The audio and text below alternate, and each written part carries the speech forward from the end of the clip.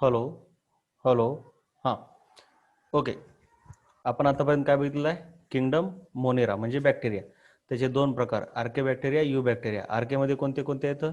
हॅलोफाइल्स, acidothermophiles and methanogens. यू बॅक्टेरियामध्ये autotrophic, heterotrophic. ऑटोट्रॉपिकमध्ये केमोसिंथेटिक, फोटोसिंथेटिक. हेट्रोट्रॉपमध्ये सॅप्रोफायटिक आणि parasitic. Heterotrophic bacteria most abundant आहेत. हे सर्वात जास्त मोठ्या प्रमाणात सापडणारे मायक्रो ऑर्गॅनिझम आहेत. ह्यांच्याविषयी आपण पाहत होतो. काय काय बघितलेलं आहे बघा बरं एकदा. केमोसिंथेटिक झालेलं आहे आपलं, ठीक आहे.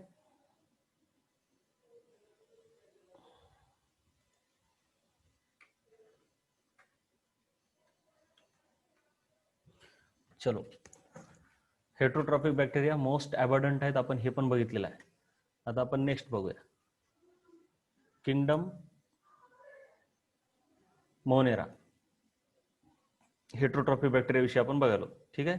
Impact of heterotrophic bacteria on human affair आपण बघितलं. दही बनवण्यासाठी, अँटीबायोटिक्ससाठी लागतंय, नायट्रोजन फिक्सेशनसाठी लागतंय. काही पॅथोजन आपल्या शरीरामध्ये किटाणू म्हणून काम करतात, त्याच्यामुळे आपल्याला त्रास होतो, आजार होतात, जसं की bacteria, cholera, typhoid, tetanus, citrus canker वगैरे. हे आपण काल बघितलं होतं. आता रिप्रोडक्शन इन बॅक्टेरिया. बॅक्टेरिया एकापेक्षा जास्त कसे होतात, प्रजनन कसं करतात? तर बॅक्टेरियाचं रिप्रोडक्शन मेनली फिजन न होते. फिजन म्हणजे काय असते? असा एक बॅक्टेरिया आहे, तो असा तुटतो. म्हणजे फिजन म्हणजे तुटणे. न्यूक्लिअर फिजन कसं असतंय तसं. 2 बॅक्टेरियामध्ये तुटू शकतो, 3, 4, 5, 6 बॅक्टेरियामध्ये, 8 बॅक्टेरियामध्ये. किती? जर एक बॅक्टेरिया असा दोघांमध्ये फुटला तर त्याला बायनरी फिजन म्हणतात, कारण दोघ आहेत ना, बायनरी फिजन. आणि जर जास्त झालं तर मल्टिपल फिजन म्हणतात त्याला. जास्त जण, जर एकापासून जास्त जण तयार झाले तर. Under unfavourable conditions they produce spores. हे खूप महत्वाचं आहे. बॅक्टेरिया जे असतात, आता हा बॅक्टेरिया आहे, तर तो काय करतो? प्रजनन करण्यासाठी स्पोर्स तयार करतो. जसं झाडं बी तयार करतात, सीड. झाडांचं काय तयार होतंय? बीड. हे सीड तयार होतं का नाही? आणि ते सीड कधी उगवतंय? ज्यावेळेस पाऊस पडतो. आता उन्हाळ्यात वगैरे उगवत नाही, म्हणजे ज्यावेळेस पाऊस पडतो, ढगाळ वातावरण होतंय, त्यावेळेस हे जमिनीच्या खाली जे असं बी असते त्याच्यापासून असं झाड उगवतंय, राईट. मग कधी उगवतंय? पाऊस पडल्यावर वगैरे. त्याला म्हणतात फेवरेबल कंडिशन. म्हणजे झाडाला जगण्यासाठी ज्या फेवरेबल कंडिशन आहेत, तसं झालं की ते उगवतंय. फेवरेबल कंडिशन, हे जरा नीट लक्ष द्यावर काय म्हणतोय मी ह्याच्याकडे. फेवरेबल कंडिशन मध्ये एखाद्या जीवाला जगण्यासाठी चांगल्या कंडिशन झाल्या की त्याला फेवरेबल कंडिशन म्हणतात. आणि ज्यावेळेस फेवरेबल कंडिशन नसतात त्यावेळेस जीव असे एखाद्या कवच मध्ये असतो. कवच म्हणजे जसं की बियाच्या वरून असं हार्ड कव्हर असते, त्याच्यामध्ये जीव असतो असा. तसंच अंड्याचे असते. अंडे पण जीवासारखेच आहेत. अंड्याच्या वर कवच असते आणि त्याच्यामध्ये जीव असतो. आणि फेवरेबल कंडिशन आली की ह्याच्यामधून असा जीव बाहेर पडत असतो. तसंच बॅक्टेरिया देखील काय करतात? ज्या वेळेस त्यांच्यासाठी फेवरेबल कंडिशन नसतात त्यावेळेस ते स्पोर्स तयार करतात, जसं झाडं बी तयार करतात, स्पोर्स. आणि ज्यावेळेस फेवरेबल कंडिशन येतात, म्हणजे जसं मॉइश्चर आला असेल, त्यांना काय लागते? बॅक्टेरियाला मॉइश्चर वगैरे लागते.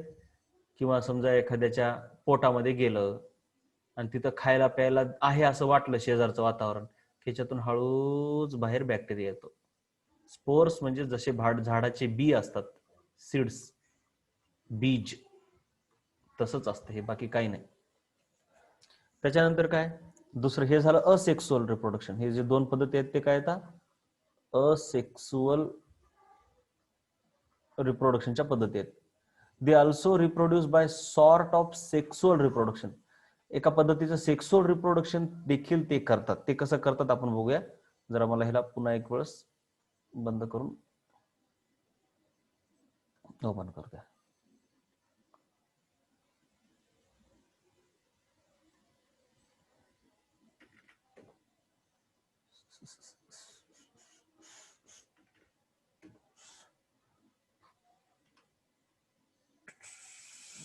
हा, हे बघा.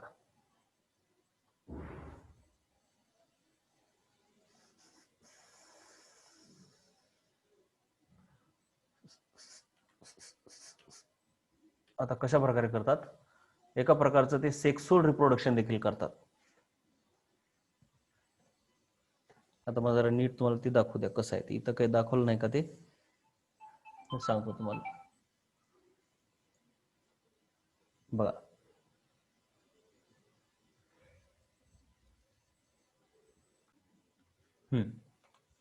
तर एका प्रकारचं सेक्सुअल रिप्रोडक्शन ते करत असतात. कशा प्रकारे? DNA transfer. म्हणजे सेक्सुअल रिप्रोडक्शन म्हणजे काय असतं रे? एक मेल दुसरा फिमेल, इकडून इकडं काहीतरी ट्रान्सफर झालं डीएनए, की त्याला आपण सेक्सुअल रिप्रोडक्शन म्हणतो. मग बघा आता, असा हा डीएनए असतो. तर बॅक्टेरिया काय करतो, कशा प्रकारे रिप्रोडक्शन करतो सेक्सुअल? बघा, असा एक बॅक्टेरिया आहे. इथे हे चित्र उगाच दिलेत काहीतरी, मी सोपं सांगतो. आणि हा दुसरा बॅक्टेरिया. तर हा बॅक्टेरिया काय करतो, ह्याच्यावरती फिम्ब्री असते का ना, आपण बघितलं ना फिम्ब्री किंवा पायलस असं म्हटलेलं आपण बघा, पायलस. त्याला प्लुरल फॉर्म मध्ये पायली असं म्हणतात. तर ती फिम्ब्री किंवा पायलस हे असं लांबत लांबत जाते, ह्याच्यात घुसतंय. आणि ह्याच्यात घुसलं की ह्याच्यातला डीएनए ह्या फिम्ब्रीच्या माध्यमातून ह्या ए मधला डीएनए बी मध्ये जातो. मग हे एका प्रकारचं सेक्सुअल रिप्रोडक्शन झाल्यासारखंच आहे. एकाकडून दुसऱ्याकडे जेनेटिक मटेरियल गेलं की त्याला आपण सेक्सुअल रिप्रोडक्शन म्हणतो. सो मेनली तर ते रिप्रोडक्शन मध्ये असेक्सुअलच करतात, अलैंगिक. परंतु सेक्सुअल प्रकारचं देखील थोडं बहुत करतात. एका प्रकारचं सेक्सुअल रिप्रोडक्शनच आहे. त्याच्यामध्ये एक बॅक्टेरिया ज्याच्याकडे हे फिम्ब्री आहे, तो दुसऱ्या बॅक्टेरियाला अशा प्रकारे डीएनए ट्रान्सफर करतो, इंजेक्शन दिल्यासारखं. झालं, विषय खतम. त्याच्यानंतर बघा, आता हे काही डायग्राम दिलेले आहेत बॅक्टेरियाच्या. हे बघा, हे कसा डीएनए असतो वगैरे वगैरे दाखवलंय. ही सेल वॉल आहे, ही सेल मेम्ब्रेन आहे. आता महत्वाचं काय, हे बघा, ही आहे व्हेजिटेटिव्ह सेल. आता नीट सांगतो, व्हेजिटेटिव्ह सेल म्हणजे काय असते. बघा, आपल्या शरीरामध्ये दोन प्रकारच्या सेल असतात, ठीक आहे. मायटोसिस झालं. बघा, आपल्या शरीरामध्ये सेल असतात त्या कशा असतात, 2n असतात सर्व. म्हणजे ह्याचं मिओसिस झालं की n प्रकारच्या सेल तयार होतात. हे कधीच विसरायचं नाही. तुम्हाला 10वी मध्ये रिप्रोडक्शनला होतं बघा, मेल आणि फिमेल ह्यांचे गॅमेट्स एकत्र येऊन छोटस एक सेल तयार होते. मग ते हळूहळू आईच्या पोटामध्ये वाढतंय वाढतंय वाढतंय वाढतंय, असं मोठा गोळा तयार होते, ठीक आहे. मग आता मी तुम्हाला सांगतो बघ काय होते नेमकं. बाहेर लेकरू आलं, हे छोटस बाळ आहे, हे छोटस बाळ आहे, ठीक आहे. ह्या छोट्याशा बाळामधली प्रत्येक सेल 2n असते. 2n म्हणजे काय, प्रत्येक क्रोमोझोमला एक जोडीदार असतो, आहे का नाही. क्रोमोझोम जर असे असेल तर हे असे जोडीदार असतात क्रोमोझोमला. किंवा तुम्ही क्रोमोझोम असा बघितलाय, हे एक क्रोमोझोम, तर त्याला असा जोडीदार एक क्रोमोझोम, त्याला असा जोडीदार एक क्रोमोझोम, ह्याला जोडीदार, ह्याला 2n असं म्हणतात. प्रत्येकाला जोडीदार असतो. मग जसजसं हे बाळ मोठं होतंय मोठं होतंय मोठं होतंय, हे मॅच्युअर होते, ठीक आहे ना. हे मॅच्युअर झालं, मोठा मॅच्युअर माणूस झाला. मग त्याच्या ह्या सेक्सुअल भागामध्ये मॅच्युअर झाल्यावर, बघा, मॅच्युअर झाल्यावर, मोठा झाल्यावर, म्हणजे 12 ते 14 वगैरे वर्ष झाल्यावर, इथला जो भाग आहे सेक्सुअल भाग, तिथं काही सेल, आता हा जसा मोठा होत जातो का नाही, मोठा होत जाताना मायटोसिस होते, मायटोसिस डिव्हिजन, सेल डिव्हिजनचा प्रकार. पण मोठा झाल्याच्या नंतर त्याच्या शरीरातल्या रिप्रोडक्टिव्ह भागामध्ये इथं मिओसिस नावाचा प्रकार होतो. काय होतो, मिओसिस. आणि तिथल्या सेलचं मिओसिस झालं, मिओसिस सेल डिव्हिजन किंवा मिओटिक असे म्हणतात, की सेल कशा तयार होतात, अशा तयार होतात. जरा नीट लक्षात, हे खूप कामाचं आहे, सतत लागेल. प्रत्येक, आता हे एकूण किती आहेत, 3 जोड्या आहेत ना. तर मिओसिस झाल्यावर काय होतंय, काही सेलमध्ये, मी जरा नीट काढतो सेल, 3 जोड्या आहेत ना.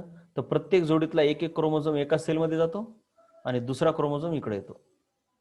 म्हणजे जोडीदार आता हरवले. इथं कसे होते, जोडी नव्हते. आता प्रत्येक जोडीतलं कसं झालं, ह्या जोडीतला एक जण इथं आला, एक जण ह्या सेलमध्ये गेला. ह्या जोडीतला एक जण इथं आला, एक जण इथं गेला. तसंच एक जण इथं आला, एक जण इथं आला, म्हणजे जोड्या फुटल्या. मग ह्या जोड्या फुटल्या की आता 2n च्या ऐवजी प्रत्येक सेल कशी झाली, n झाली. n झाली. आता नीट लक्ष द्या, ही n झाली. हे मॅच्युअर झाल्यावरच होतंय असं. समजा हा मेल आहे, त्याच्यामध्ये इथं तो 2n होता, आता बाकीच्या ठिकाणी तो 2n आहे, परंतु इथं मात्र तो n आहे. इथं ज्या काही सेल आहेत रिप्रोडक्टिव्ह पार्ट मध्ये त्या सेल n असतात. n आणि 2n चा फंडा कळला. आता बघा बाकी कसं असतंय तसंच. आता एखादी फिमेल आहे, दुसऱ्या आईच्या पोटामध्ये अशीच एक फिमेल तयार झाली, ठीक आहे, असं छोटंसं बाळ तयार झालं, छोटंसं बाळ तयार झालं, ठीक आहे. ही फिमेल आहे असं आपण समजू, ही फिमेल आहे, ठीक आहे, फिमेल. मग ती पण लहानपणी 2n असते, सर्व शरीरामधल्या सेल 2nच असतात. मग हळूहळू मोठी होते, वयाने अंगाने वाढत जाते, ते मायटोसिस सेल डिव्हिजनने वाढत जाते. मायटोसिस सेल डिव्हिजनचं काय काम असते? 2n सेल आहे, तिच्या 2 सेल तयार करणे, त्या पण 2nच करणे. पुन्हा ह्याच्यापासून 2-2, ह्याच्यापासून 2-2, त्या पण 2nच होतात, 2nच होतात, 2nच होतात, 2nच होतात. हे मायटोसिसचं काम आहे. मिओसिस काय करते? 2n पासून ज्या काही सेल तयार करते, तसं तर ते 4 सेल तयार करत असते, 4 सेल तयार करते, पण ज्या प्रत्येक सेल जी असते ती n असते, n n n n. ह्यांचं पुढे डिव्हिजन होत नाही, पण ह्यांचं पुढे किती होते असं म्हणून तर आपली आकार वाढत जातो, आपला साईज जी वाढत जाते ते मायटोसिस सेल डिव्हिजन वाढत जाते, पण मिओसिसनं वाढत नाही. मग ही मुलगी आता मोठी झाली, मॅच्युअर झाली, ठीक आहे ना, ही मुलगी मॅच्युअर झाली, ठीक आहे, ही मुलगी मॅच्युअर झाली.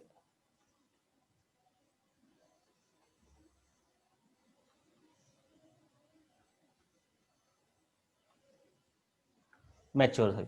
तिच्या पण ह्या रिप्रोडक्टिव्ह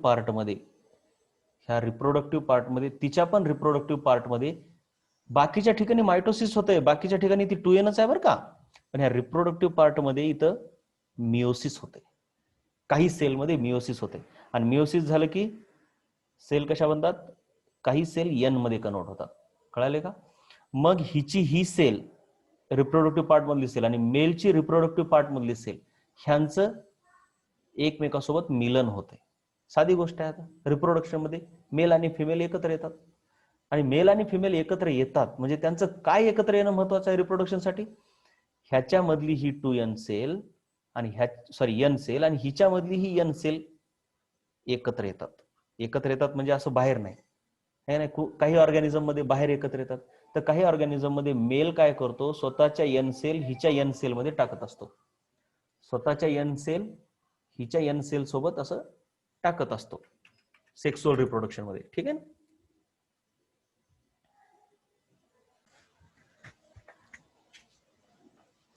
तर मग हे n आणि n एकत्र आले की बघा, ह्याच्याकडून n वाली सेल आली, हिच्याकडून n वाली सेल येत नाही, तिच्या अंगातच राहते. तर आता फिमेल रिप्रोडक्शन तुम्ही 10वी मध्ये बघितलेलंच आहे, काय होते ते मेलचा हा स्पर्म असतो आहे का नाही, ते जे n असतो ना मी म्हणालोय ना, ते मेलचा स्पर्म असतो.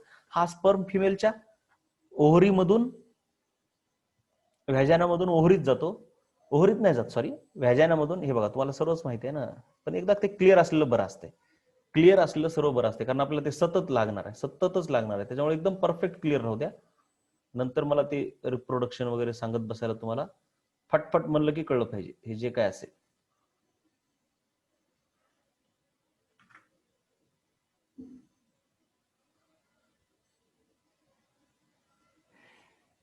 म्हणजे गेल्या वर्षी तुम्हाला झालेलं आहे असं काही नाही, पण एक प्रॉपर रिव्हिजन पण गरजेचं आहे, कारण हे सतत लागणारी गोष्ट आहे आपल्याला. हे बघा, हे अशा प्रकारे इथं हे असतंय.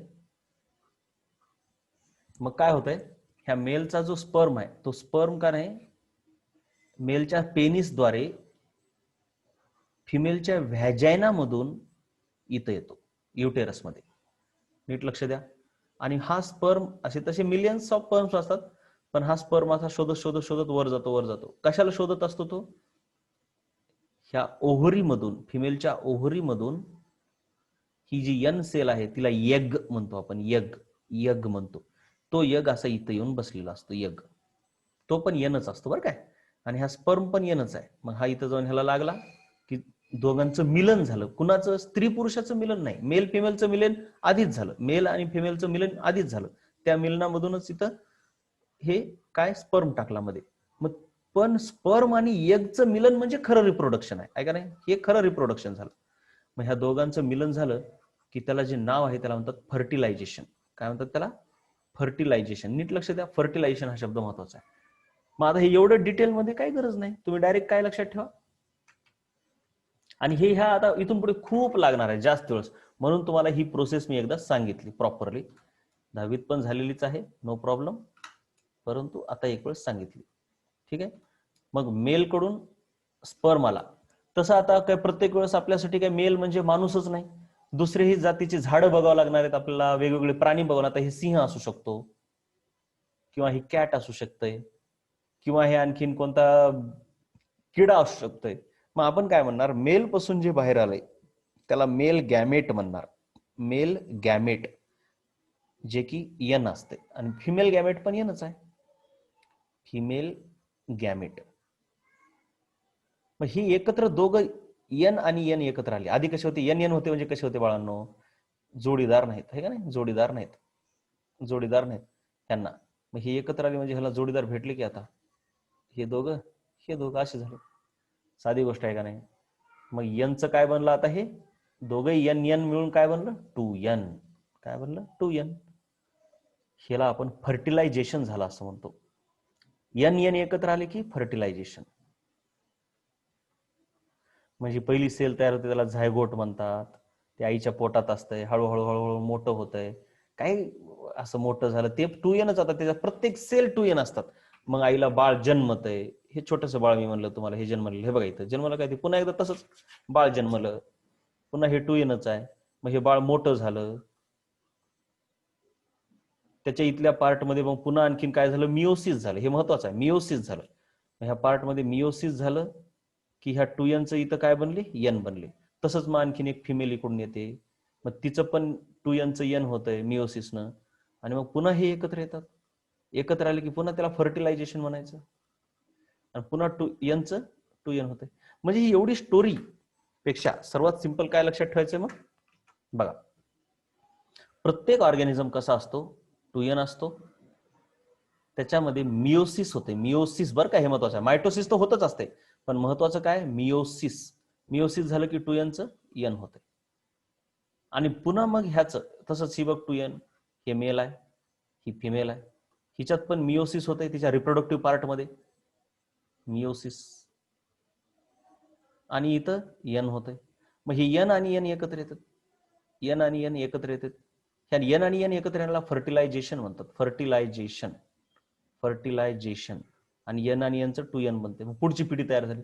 पुन्हा ह्या पुढच्या पिढीचं यन होतंय, कशानं होतंय, मिओसिस नव्हते, विसरायचं नाही, मिओसिस. पुन्हा हे यनचं 2n होतंय, कशानं होतंय, फर्टिलायझेशन. पुन्हा ह्या 2nचं यन होतंय, कशानं होतंय, मिओसिस. पुन्हा हे मॅच्युअर होते, नाही नाही, पुन्हा मग हे एकत्र येतात, हे एकत्र येतात,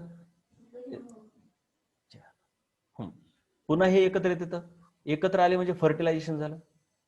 फर्टिलायझेशन पुन्हा 2n झालं, पुन्हा लक्षात घ्या मिओसिस झालं, यन झालं, पुन्हा फर्टिलायझेशन झालं, 2n झालं. म्हणजे मिओसिस आणि फर्टिलायझेशन ह्या दोन गोष्टी कशा व्हायला, आता अल्टरनेटली सतत होत जातात, सतत. हे विसरायचं नाही, आता कधीच विसरायचं नाही, सतत. मग तसंच आता हे सांगायचं राहिलं माझं, ही यन 2n, यन 2n.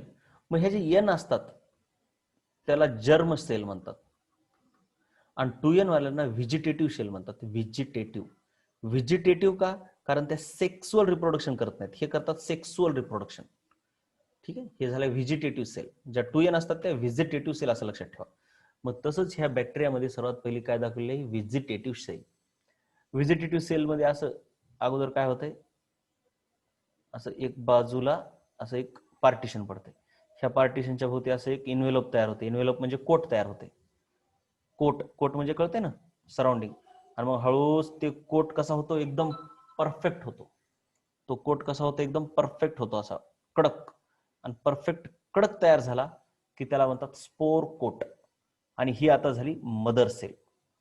आणि मग स्पोर कोट पुन्हा डेव्हलप होतो आणि तो ह्या सेलच्या बाहेर पडतो, ह्याला म्हणतात फ्री एंडोस्पोर. फ्री एंडोस्पोर म्हणजे हे एक प्रकारचं बीज झालं, बॅक्टेरियाचं बीज. जसं झाडाचं बीज असतं ना, तसं हे बॅक्टेरियाचं बीज आहे. ठीक आहे. व्हेजिटेटिव्ह सेलमध्ये हळूहळू हळूहळू हळूहळू ते कोट डेव्हलप होते आणि ते कोट ह्या बॅक्टेरियाच्या सेलच्या बाहेर पडते आणि बियाच्या स्वरूपानं ते किती दिवस राहू शकते. त्याला फेवरेबल कंडिशन आली की हे जे बी आहे त्याच्यामधून हळूच बॅक्टेरिया डेव्हलप होतो. हे झालं त्यांचं रिप्रोडक्शन. किंगडम मोनेरा म्हणजे बॅक्टेरिया सुरू आहे आपलं, विसरू नका. ठीक आहे. रिप्रोडक्शन इन बॅक्टेरिया झालं.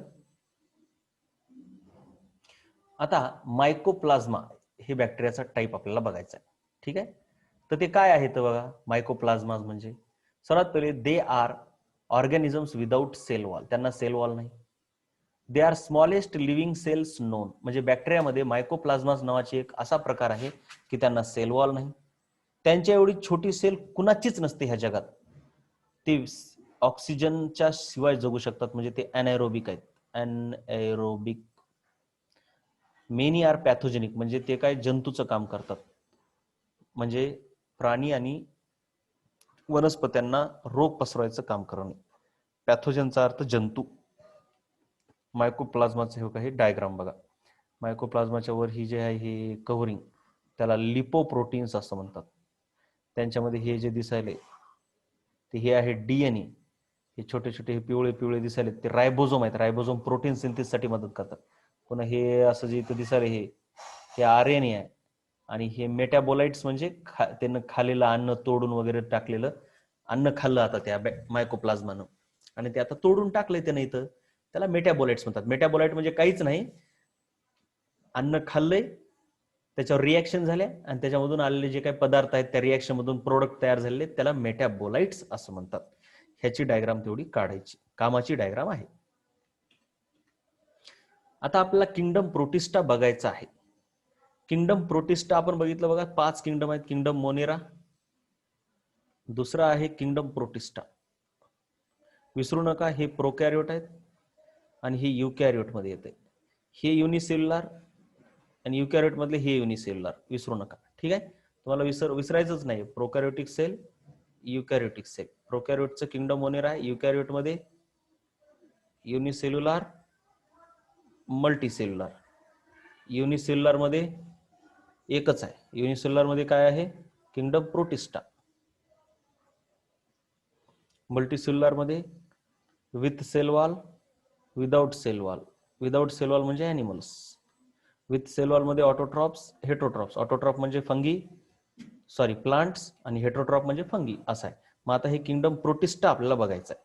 Kingdom protista. मोनेराचा आपण सर्व बघितलंय. किंगडम प्रोटिस्टा उगा सोपं सोपं आहे, काही नसते. किंगडम प्रोटिस्टा मध्ये काय काय आहे हे बघू द्या. किंगडम प्रोटिस्टा मध्ये सिंगल सेल्ड युकॅरियोट आहेत. सर्वात पहिले तर युनिसेल्युलर युकॅरियोटिक सेल म्हणजेच प्रोटिस्टा. प्रायमरीली ते पाण्यात राहतात, ॲक्वॅटिक आहेत. They form link with plants and animals and fungi.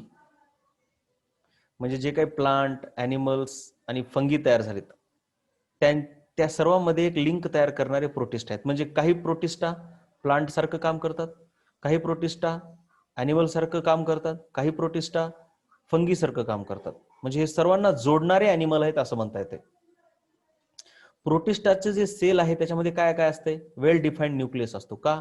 कारण का ते युकॅरियोट आहेत म्हणजे न्यूक्लियस असतो.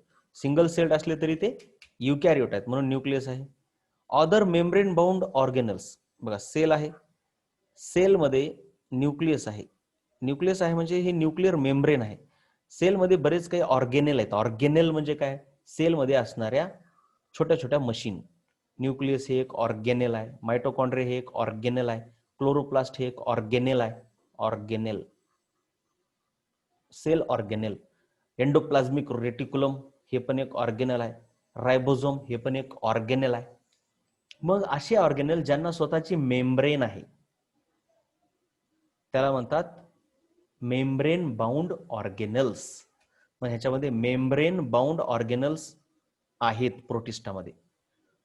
काही प्रोटिस्टांना फ्लॅजेला आहेत किंवा सिलिया आहेत. फ्लॅजेला आणि सिलिया. फ्लॅजेला कसा असतो, असा एखादी प्रोटिस्ट आहे त्याला अशी एवढी मोठी शेपूट असली की फ्लॅजेला, आणि सिलिया म्हणजे असे छोटे छोटे छोटे छोटे छोटे छोटे छोटे छोटे छोटे छोटे असले की ह्याला सिलिया म्हणतात. आणि हे कशासाठी असते, मुव्हमेंटसाठी असते. काय, मुव्हमेंट. त्यांचं रिप्रोडक्शन कसं आहे प्रोटिस्टाचं, असेक्सुअली पण करतात आणि सेक्सुअली पण करतात. तर सेक्सुअली कसं करतात, by the process of involving cell fusion and zygote formation. म्हणजे सेक्सुअल म्हणजे काय असते, दोघं यन एकत्र येणे, दोघं यन एकत्र येणे, एकत्र येणेला फ्युजन म्हणतात. आणि मोठ्याचे असे दोन मध्ये फुटले की त्याला फिजन म्हणतात. फिजन आणि फ्युजन एकमेकाच्या उलट आहे बघा. फ्युजन स्पेलिंग अशी आहे, फ्युजन आणि फिजन. Fusion fission.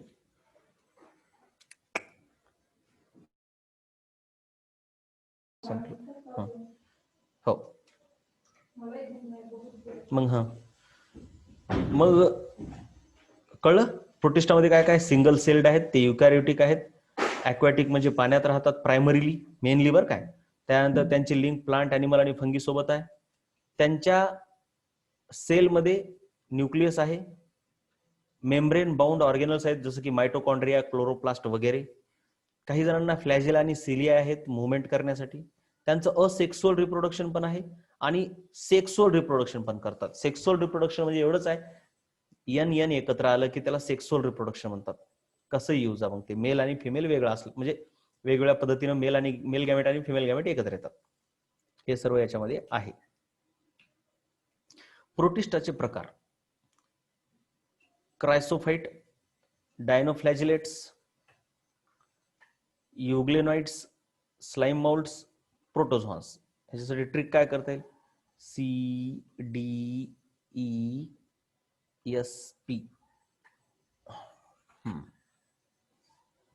आता आपण कसं लक्षात ठेवायचं, CDE हे तर ABCDE सतत आहे, ABCDESP. आता तुम्ही असं लक्षात ठेवू शकता, CIDSP. CID आहे का नाही, SP सहसा काय असतो, CID म्हणजे पोलिसाची रिलेटेड डिपार्टमेंट आहे. आणि पोलिसाचा हेड कोण असतो जिल्ह्याचा, SP. फक्त आयच्या ऐवजी आहे लक्षात घ्यायचं जरा. CIDSP, CIDचा SP असं म्हणायचं आहे का नाही. C म्हणजे क्रायसोफाइट्स, I म्हणजे युग्लिनाइट्स, D म्हणजे डायनोफ्लॅजिलेट्स, त्याच्यानंतर स्लाइम माउल्ड्स आणि प्रोटोझोआन्स. ठीक आहे. यासाठी ट्रिक तुम्ही लिहून ठेवू शकता तुमच्या ह्याच्यात, CIDSP. जसं की आपण बॅक्टेरियाचे प्रकार लक्षात ठेवले होते का नाही, बॅक्टेरियाचे प्रकार शेपनुसार. CBSV आठवते ना, CBSV आठवते का. ठीक आहे. Coccus, bacillus, spirillum, vibrio. Full form मध्ये कॉकी, बॅसिली, स्पायरिली, व्हिब्री. अशा प्रकारे हे प्रोटिस्टाचा आपले एकूण 5 प्रकार आहेत. CIDSP. CIDSP मध्ये काय काय मग, क्रायसोफाइट्स, युग्लिनॉइड्स, डायनोफ्लॅजिलेट्स, स्लाइम माउल्ड्स, प्रोटोझोआन्स. ठीक. आपण मग आता काय बघूया, पहिल्यांदा क्रायसोफाइट्स. क्रायसोफाइट्स काय आहेत, they are found in fresh water. Fresh water म्हणजे आपल्या आजूबाजूला जे तलाव असतात तिथं असतात ते. अँड मरीन इन्व्हायरमेंट म्हणजे समुद्रात पण सापडतात. फ्रेश वॉटर म्हणजे आपल्या आजूबाजूचे गोडा पाण्याचे, गोड पाणी जिथं असते, गोड म्हणजे साधं पाणी आपल्या तलावामध्ये जे असते ते, आणि मरीन म्हणजे खारं पाणी, म्हणजे दोन्ही ठिकाणी सापडतात हे. दे आर मायक्रोस्कोपिक म्हणजे अतिशय सूक्ष्म असतात. आणि दे float passively in the water currents. हे खूप महत्वाचं आहे, त्यांना प्लँक्टन असं म्हणतात. आता नीट लक्ष द्या, वॉटर करंट मध्ये पॅसिव्हली वाहनं आणि ऍक्टिव्हली वाहनं ह्याच्यात फरक आहे बघा. हे समजा पाणी आहे, आणि ह्या पाण्यामध्ये समजा एखादा ॲनिमल असा आहे आणि त्याला असा फ्लॅजेल आहे. मग हे फ्लॅजेला वळवळ वळवळ करत तो इकडे गेला आणि पाण्याचा करंट समजा इकडे आहे, तर ते झालं ऍक्टिव्ह पोहणे. पण पॅसिव्ह म्हणजे काय, समजा पाण्याचा करंट इकडे चाललाय, उगा ह्याच्यात थांबायचं, असं निघून जायचं. पाणी जिकडे चाललंय तिकडे वाहून जाणे, पॅसिव्हली. म्हणजे जसं की आता धारेसोबत कचरा कसा वाहून जातो तसं वाहून जाणे, पॅसिव्हली वाहतात. हे ऍक्टिव्हली पोहत नाहीत, जसं की मासे वगैरे ऍक्टिव्हली पोहतात. Most of them are photosynthetic. Chrysophytes हे फोटोसिंथेटिक आहेत. कसं लक्षात ठेवायचं, क्लोरोफिल क्रायसोफाइट असं, C क्लोरोफिल असेल ह्याच्यात, म्हणून ते काय आहेत, फोटोसिंथेटिक. त्यांच्यामध्ये काय काय आहेत क्रायसोफाइट मध्ये, डायटम, गोल्डन अल्गी. गोल्डन अल्गीला डेझमिड्स देखील म्हणतात, डायटम, गोल्डन अल्गी. ठीक आहे. ठीक आहे, आता तेवढं हे बघूया, क्रायसोफाइटचा शेवट करूया. क्रायसोफाइट मध्ये आपण बघूया डाय ॲटम काय आहेत, हे का नाही. डाय ॲटम, डायॲटम म्हणजे सर्वात पहिले त्यांना सेल वॉल असते. ती सेल वॉल कशी असते? सिलिसियस म्हणजे सिलिकानं बनलेली असते. सिलिका, सिलिका म्हणजे वाळू, म्हणजे वाळू सारखी त्यांची सेल वॉल असते, एकदम कडक, म्हणजे एकदम कडक, strong, forming two thin overlapping shells. म्हणजे ही जी सेल वॉल आहे ती अशी 2 लेअर तयार करते त्याच्यावर, आणि ही सेल वॉल शेल सारखं काम करते, शंकू सारखं. त्यांच्यावरती शंकू बनवल्यासारखं ती सेल वॉल असते. कुणावरती? डायॲटम्स वरती. Which fit together as in soap box. आता नीट लक्ष द्या कसं, ते जरा नीट सांगतो. सोप बॉक्स म्हणजे आता हे डायॲटम आहे असा, आणि त्याच्यावरती सेल वॉल कशी असते बघा, इकडून एक आणि खालून एक, म्हणजे असं सोपचे 2 बॉक्स असल्यासारखे. ही सेल वॉल, हे सोपचा वरचं कव्हर आणि हे खालचं कव्हर. ठीक आहे. एकमेकांमध्ये सोप आपण बसत नाही का, असं सोपचा बॉक्स एकात एक बसलेला नसतो का, असा हे असा राईट फिट, आणि मध्ये सोप ठेवलेला असतो. मग तसं ही सेल वॉल असतात हिच्यावरून अशा सोप सारख्या, सोपच्या कव्हर सारख्या, आणि मध्ये असतो हा डायॲटम, म्हणजे एवढा तो सुरक्षित असतो मध्ये. ठीक आहे. सिलिसियस सेल वॉल हे महत्वाचं आहे. सिलिका म्हणजे वाळू सारख्या पदार्थाने बनलेली असते. The cell wall deposits of diatoms over billions of year in their habitat is known as diatomaceous earth. This is used in polishing, filtration of oils and syrups. आता हे महत्वाचं आहे. आता हे समुद्र आहे, खूप मोठा समुद्र. मग ह्या समुद्रामध्ये असे भरपूर डायॲटम आहेत, असे खूप डायॲटम राहतात ह्या समुद्रात. डायॲटम कसे एकदम त्यांची सेल वॉल स्ट्रॉंग आहे म्हणून एकदम समुद्राच्या तळाशी राहतात ते, काही टेन्शन नाही त्याला. म्हणजे डायॲटम काय होतात, मेले की त्यांची सेल वॉल इथं खाली पडते समुद्राच्या तळाशी, हे का नाही. आणि त्यांची सेल वॉल कशी आहे, वाळू सारखी आहे. म्हणून डायॲटम मेल्यामुळं त्यांच्या सेल वॉल पासून समुद्राच्या तळाला एक असा वाळूची लेअरच तयार झाली आहे, एकदम म्हणजे अशी वाळूची लेअर, थर तयार झाल्यासारखा. त्याला म्हणतात डायॲटमॅशियस अर्थ, म्हणजे डायॲटम पासून बनलेली जमीन, डायॲटमॅशियस अर्थ. ही डायॲटमॅशियस अर्थ खूप कामाची आहे. कशासाठी वापरतात? पॉलिश करण्यासाठी, ऑइलचं फिल्ट्रेशन करण्यासाठी, सायरप वगैरे असतात आपले खोकल्याचे वगैरे सायरप आहेत का नाही, तसे सायरपचं फिल्ट्रेशन करण्यासाठी. आता फिल्ट्रेशन कसं करतात वाळूच्या मदतीने? एकदम सोपं आहे बाबा. अशी एक पाईप घ्या, ह्या पाईप मध्ये ही वाळू टाका, वाळू म्हणजेच ही डायॲटमॅशियस अर्थ टाका, आणि वरून तेल टाकून द्या. कचरा ह्या वाळूमध्ये अडकून बसतो, शुद्ध तेल खाली येतंय, है ना. Diatoms are chief producers of ocean. हे खूप महत्वाचं वाक्य आहे. Diatoms are chief producers of ocean. Chief producer म्हणजे ते एक तर त्यांच्यामध्ये क्लोरोफिल आहे, क्रायसोफाइट म्हणजे त्यांच्यामध्ये क्लोरोफिल आहे, लक्षात घ्या. क्लोरोफिल असल्या म्हणजे ते फोटोसिंथेसिस करतात.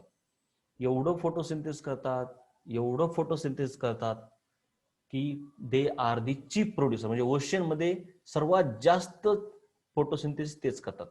फोटोसिंथेसिस करणं म्हणजे अन्न प्रोड्यूस करणं, म्हणजे प्रोड्यूस करायचं हे मेनली काम करतात, आणि समुद्रामध्ये सर्वात जास्त प्रोड्युसर हेच आहेत, म्हणून त्यांना चीप प्रोड्युसर्स ऑफ ओशियन म्हणतात. ह्यांना कसं लक्षात ठेवायचं? डायॲटम म्हणजे डायन, डायन असं लक्षात ठेवायचं. ही एक डायन आहे. डायन कशी असते? एकदम राक्षसीन. पण ही डायन कशी आहे माहिती आहे का? ही डायन तिच्या भोवती तिनं कवच घेतलाय असा, म्हणजे तिला कोणी त्रास देऊ नये म्हणून. आणि तो कवच एकदम रंगीबिरंगी असतो बरं का. वाळू अशी असते एकदम वेगवेगळ्या कलरची असते, लाल वेगवेगळी.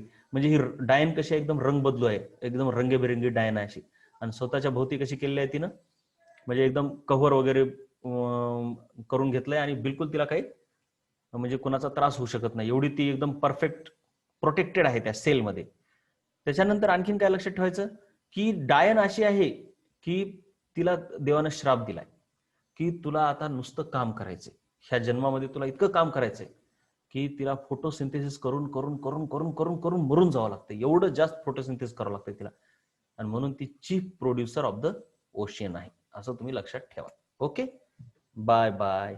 ठीक आहे, पुढचं आपण नंतर बघूया. पुढचा कोण आहे आपलं? डायनोफ्लॅजेलेट्स. डायनोफ्लॅजेलेट्स एक बघून घेऊया. डायनोफ्लॅजेलेट्स कसे असतात? ते मोस्टली मरीन आहेत. मरीन बघा, हे मागं समुद्र दाखवला का, मरीन म्हणजे समुद्रात राहतात आणि फोटोसिंथेसिस पण करतात. विसरू नका, आपलं किंगडम मोनेरा झालेला आहे, आता आपलं किंगडम प्रोटिस्टा चालू आहे. किंगडम प्रोटिस्टामध्ये काय? CID. CID, ई म्हणजे आय घेतलंय मी, विसरू नका. आयच्या ऐवजी ई घ्यावं लागतंय. CIDSP हे क्लोरो, हे आपले सुरुवातीचे वर झाले बघा. हे पहिलं जे बघितलं आपण क्रायसोफाइट्स बघितलं आपण. आता आपल्याला काय बघायचं होतं? डायनो, कारण हे ई नंतर आहे, पण मी ह्याच्यामध्ये बसवा म्हणून ई अगोदर घेतलं. हे युग्लिनॉइड्स, डायनोफ्लॅजिलेट्स, आलं लक्षात. हे प्रोटोझॉन्स आणि slime moulds. Chrysophytes, euglenoids, dinoflagellates, slime moulds, protozoans. Chrysophytes, euglenoids, dinoflagellates, slime moulds, protozoans. Protista नाही बरं का, प्रोटोझॉन्स. प्रोटिस्टाचा एक प्रकार प्रोटोझॉन आहे. मग युग्लिनॉइड्स नीट लक्षात द्या. युग्लिनॉइड आपल्याला नंतर बघायचं, आधी डायनोफ्लॅजिलेट्स. डायनोफ्लॅजिलेट्स हे समुद्रात सापडतात, खाऱ्या पाण्यात. मरीन म्हणजे खारं पाणी. फोटोसिंथेटिक म्हणजे प्रकाश संश्लेषण करतात. They appear yellow, green, brown, blue, red depending on the main pigment in the cell. हे महत्वाचं आहे. त्या डाय ॲटमला डायन म्हणण्यापेक्षा, डाय ॲटमला म्हणू नका डाय. डाय ॲटम म्हणजे उगाच सोपं. डायनो ह्यालाच म्हणा डायन, हे सोपं जाईल. डायन, ही डायन आहे, ही डायन. आता जर विसरून जा, डाय ॲटम ही डायन नाही. चीप प्रोड्युसर आहे ते एवढंच लक्षात घ्या, डाय ॲटम. पण ही डायन आहे, ही खरी डायन आहे. ही कशी डायन आहे बघा, रंगीबिरंगी. कशी रंगीबिरंगी दिसते बघा, एकदम रंगीबिरंगी. अशी डायन जी की रंगीबिरंगी आहे, एकदम रंगीबिरंगी. आणि हिच्या सेल वॉल मध्ये स्टिफ म्हणजे कडक सेल्युलोजच्या प्लेट्स असतात. डायॲटम मध्ये पण सिलिका म्हणजे वाळून बनलेली आहे, त्यांचं असं सोप सारखं कव्हर आहे. असं हे सोप सारखं कव्हर आहे आणि त्याच्यात डायॲटम असतात. परंतु डायनोफ्लॅजिलेट्स ह्यांचे तर कव्हर एकदम कडक आहे बघा, कसलं असतं, एकदम कडक कडक सेल्युलोजनं बनलेलं आहे. ते स्टिफ म्हणजे कडक, पण ती कलरफुल दिसते. कलरफुल डायन. दिस इज कलरफुल डायन. कलरफुल डायन. चीफ प्रोड्युसर्स ऑफ ओशन कोण आहेत? डाय ॲटम्स. डायनोफ्लॅजिलेट्सची आणखीन माहिती. जास्तीत जास्त जण त्यांना 2 फ्लॅजिल असतात सहसा. One lies longitudinally and other transversely in furrow between wall plates. Furrow म्हणजे खाच. हे बघा, ह्याला फरो म्हणतात. हे फरो, हे बघा, हे फरो. फरो है ना. एखाद्या गोष्टीमध्ये फरो म्हणजे छिद्र नाही बरं का, खाच, खाच पडलेली असते. मग त्या फरो मध्ये 2 एकूण किती आहेत बघा. हे जे फरो आहे, असं आपण समजा, हे हिला 2 फ्लॅजेला असतात. फ्लॅजेला हे मुवमेंटसाठी असतात. हे झाला फरो. असा एक फ्लॅजेला असतो आणि असा एक फ्लॅजेला असतो. लॉन्जिट्युडनल हा झाला लॉन्जिट्युडनल आणि हा झाला ट्रान्सवर्स.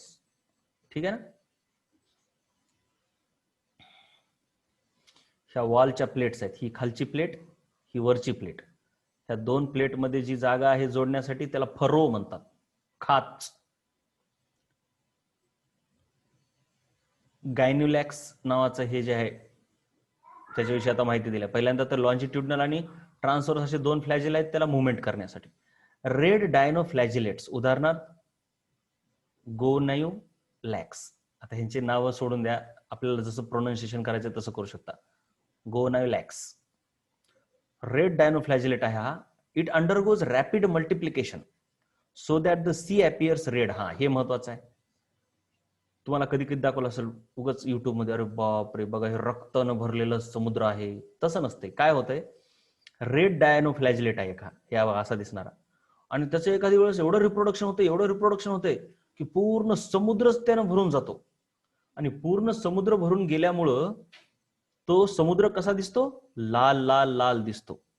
आणि त्याच्यावर लाटा आल्या की एकदम लाल लाट आल्यासारखं वाटतं. आपल्याला वाटतं रक्तानं भरलंय. काय काय नाही, उगं टाइमपास आहे, काही बी नाही. Toxins are released by such large number. Toxins released by such large number can kill other marine animals such as fishes. मग कधी कधी काय होतं, हे समुद्र आहे, ह्या समुद्रामध्ये हे रेड डायनोफ्लॅजिलेट एवढ्या मोठ्या प्रमाणामध्ये रिप्रोडक्शन करतो, त्याची संख्या एवढी वाढते की हे समुद्र लाल लाल लाल लाल लाल लाल दिसायला लागतो. आणि ते एवढं टॉक्झिन सोडतात, म्हणजे एवढं विष बाहेर सोडतात की त्यांच्या विषामुळे ह्या समुद्रात असणारे मासे वगैरे मरायला लागतात. एवढं जास्त विष पण ते बाहेर सोडतात. कारण ही डायन आहे ना, डायन. मग ही लाल डायन आहे. त्यांच्यातली सर्वात डेंजरस डायन कोणती, लाल डायन. मग ही डायन काय करते? डायन चांगलं काम करत असते का नाही? विष सोडते, विष सोडते आणि माशांना वगैरे मारत असते. ऐसी बाते है. ओके, चला युगलेनाइड आपण नेक्स्ट लेक्चर मध्ये बघूया. बाय.